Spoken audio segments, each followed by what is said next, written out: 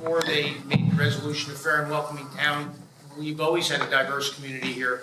I think that if there's vulnerable citizens and this helps address some of that concern, then I'm all for that. I think though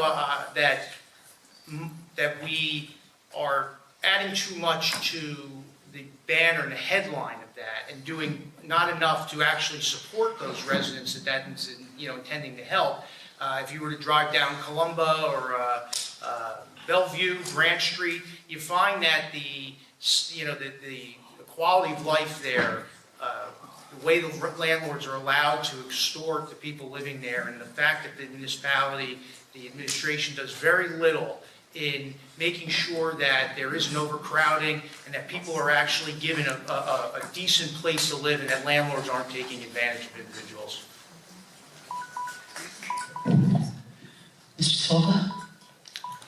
Yes, the prior administration, before Mayor Tim Doty, it was not a welcoming and fair community. So of course, I applaud that, and I was part of the process of bringing that into fruition here in our beautiful and diverse Morristown.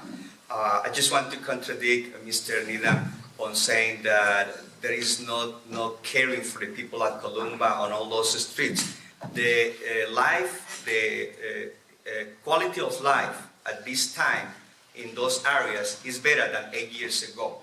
And I myself work day to day with people of that area. Of course, there is a huge room for improvement, and that's why I'm running to be the next council at large, because that will be one of my projects to help people on that area of town. Thank you. No, let's get through the rest of the answers first. Let's see, where were we? Mr. Sullivan. Yes, thank you. With regard to the fair and welcoming ordinance, I think it's very well intentioned, and it's designed to help our undocumented residents here. Only time will tell if it's effective and or necessary. I think more importantly is what many of the undocumented people in Morristown are suffering through. One big example is stacking. I don't know what's going on. We see single-family homes with 4 or 5 families in them. It's obvious, the safety concerns are obvious, and I don't know why it's selectively enforced, I just don't, but I think to really improve these people's lives is to give them safety, to give them security, rather than just an ID card. Like I said, I still don't know if that's going to be necessary or beneficial in the future. Thank you. Mr. Adams? Yes. One of the reasons I love Morristown is because of its diversity. There are families here, some have been here for 3 or 4 years, some have been here for 25 or 30 years. They've become ingrained in the community, they become our neighbors, they become our friends, and they're all great people that are chasing the American dream and trying to provide for their family. So I certainly support the fair and welcoming resolution. And one of the great things about being an at-large council member is that I don't just hear the concerns of people from the 1st Ward or people from the 4th Ward. I hear concerns from people from all over town. So I get to interact with everyone, and this has been one of the greatest, one of the greatest things I cherish about being an at-large councilman. Ms. Foster? As we all are aware, Morristown is known for its unique diversity. And so, of course, I was very much happy to support the fair and welcoming resolution at our town council meeting. Not only does it ensure the safety of residents, whether you're documented or undocumented, but it makes the children that come up in these families feel secure as well.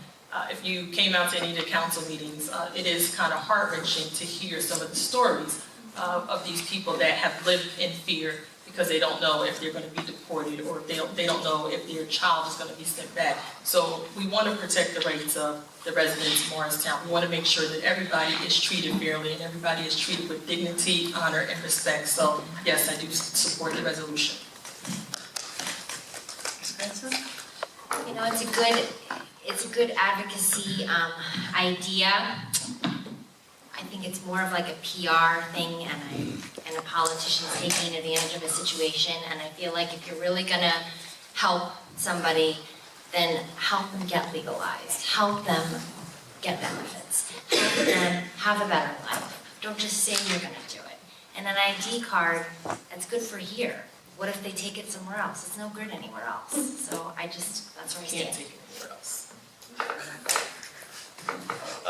I'd like to just quickly, I agree with you that it has been getting better, but I walked those streets just the other day, and that's down the road from my house.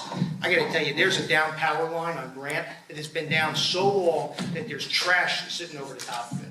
So, you know, in the 90s, my mother rode the garbage truck to identify stacking issues. We've learned recently from retired firemen that there's people living in closets. I have to tell you, even here, the Morristown Green identified a few years ago that there's some homes on Speedwell owned by holding companies out of Texas. You're They're exploiting individuals. It's not. Thank you. Morristown Green.